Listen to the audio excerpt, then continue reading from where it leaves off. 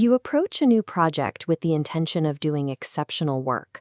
But the moment you demand a flawless result, that high standard becomes the very thing that paralyzes you. Perfectionism is rarely a sign of dedication or a simple personality trait. It functions as a specific defensive cognitive trap. When you require a masterpiece before you've even finished the first sentence, you create a mental gridlock. The brain is so focused on avoiding a mistake that it loses the ability to move forward.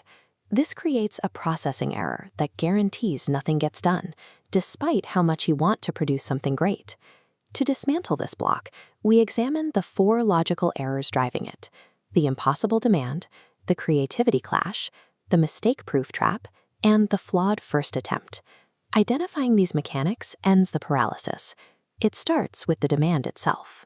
Procrastination often begins with an internal voice that insists on immediate, massive, and flawless results without any room for breaks or errors. That psychological pressure shifts your perception of the work. What should be a manageable first step suddenly looks like an insurmountable cliff. Your brain interprets this unrealistic standard as a direct threat. It responds by draining your energy to force a retreat, making avoidance feel like a survival mechanism. When the standard is this intimidating, doing nothing becomes the only way your brain knows how to stay safe. Even if you start, you run into a mechanical conflict. The brain uses 2 different modes to work: a spontaneous, free-flowing creative gear and a strict, linear critical gear. Perfectionism demands that you engage both at once. It asks you to invent something new while simultaneously judging its value. It is mechanically impossible to do both. The act of judgment kills the momentum needed for creation, and the 2 forces cancel each other out. It's like trying to drive with the parking brake engaged. Attempting to force spontaneous thoughts into a perfect, linear form from the start leads directly to burnout. Mixing these 2 gears stops all progress. They are opposing functions that cannot occupy the same moment.